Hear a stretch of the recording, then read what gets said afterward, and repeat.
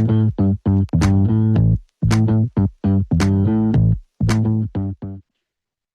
hello there. Welcome to day 10 of my carnivore experiment. It's Cheryl here, the no sugar coach. Today, my waking blood sugar reading was 4.9 or 88.2 if you're in the US. And my weight, there was no change, no up, no down, just stayed the same. So I wanted to mention here that I had a bout of stomach discomfort for a couple of days. It was just a very uncomfortable feeling. And of course, my first thought is or was, uh-oh, this must be because of my carnivore diet. The fact is, I don't know what it was. It's gone now. But it was a bit of an ache, and it didn't come with any other symptoms. But like I said, I'm okay now. But it did get me thinking about what can happen when you go on an all-meat diet. So I thought I'd share some of that information with you. Now, first, there's the physical adaptation. The body needs time to adjust to the carnivore diet, which can lead to some initial discomfort.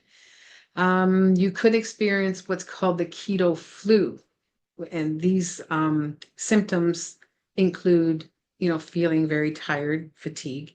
For some people, headaches. Others, flu-like symptoms during the first week. So maybe that's what I experienced. Who knows? You could be dealing with digestive issues such as diarrhea or constipation as the body, goes through the adaptation phase. Now, even though I had this little stomach thing, I did not suffer from either of these. Also, you can experience a fluctuation in your appetite. For some people, they may get a little hungrier at first.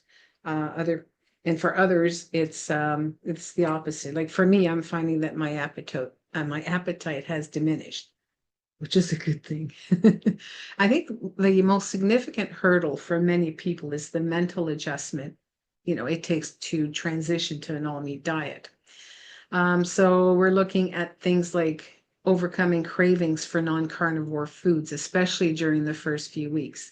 Because yes, you will miss having salads, the crunch of the fresh vegetables. You'll miss the fruit at first. If you're coming straight off the standard American diet, you will likely have major cravings for, pasta and bread and sweets.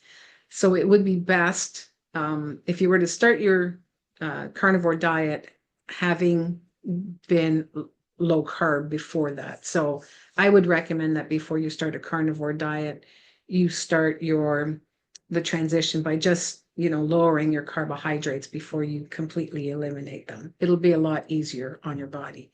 That's not to say that you can't do it, without this gentle transition, but it'll be a lot easier. Yeah, another thing to consider is how to navigate socially. Because there are situations where, you're going to kind of have to explain to people your dietary choices, to your family and to your friends. And that can be a little awkward because, it's such a restrictive diet. I mean, just ask me how crazy my family thinks I am for doing this. And also, don't minimize the impact of adapting to a drastically different way of eating and shopping for food. And it will definitely have a big impact on your life when you go on a carnivore diet. Then there are the nutritional concerns. If you've done your research before starting the carnivore diet, you know that eating fruit and vegetables is not necessary to have and to maintain optimal nutrition. But, decades of conditioning, may leave you wondering, am I getting enough nutrients? You may wonder about your cholesterol levels. Am I going to be able to poop without any fiber? Like those are concerns and questions that will come up. And so it's kind of normal to second guess yourself, as you're, a few days into your diet. So keep that in mind. Now, I have none of these concerns, but I can tell you that my family and friends sure wonder about my sanity about doing this.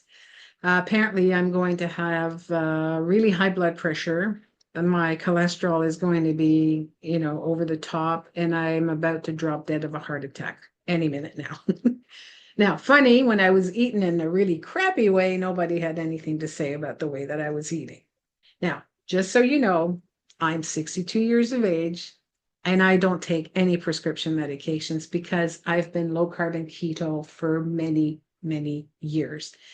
Um, and it's really funny because the people who worry about how I'm eating, well, they're the people that have all the aches and pains, and they're the ones that are taking a litany of prescription medications, and they're the ones buying over-the-counter medications for headaches and heartburn and stomach upsets.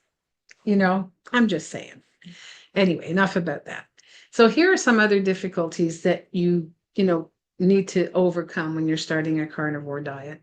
You may have to start meal planning a little bit more than you've done before. And I think that that's a good idea, no matter what diet you choose to follow. Meal planning is ensuring your success. You may have to learn some new cooking methods, depending on how you're cooking now. Then there's the fact that for some people, maintaining this way of eating long term is going to prove just way too difficult because this is so restrictive. And that's okay too. Just if you need to, you can go you could just start doing a ketovore version of the uh, carnivore diet. So that's where you would eat mostly meat, but then introduce a few uh, fruit and vegetables throughout the day, but just not as much as you were eating before. So, to successfully start and maintain a carnivore diet, it's crucial to be prepared for these changes. Like, you really have to be in a good place up here, and also make sure that your kitchen is properly stocked.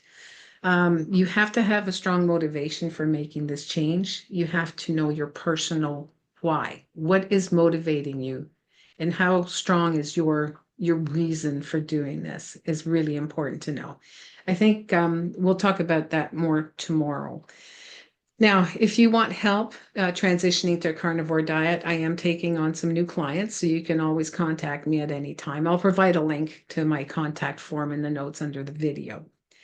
Right, so that's it from me today. Drop me a note if you have any questions, and of course, I love your stories. So by all means, I'm looking forward to reading your emails. And don't forget to give me a thumbs up and subscribe to my YouTube channel. And in the meantime, eat well, be kind to yourself, and keep a smile on your face. Right. Okay, that's it. Bye for now.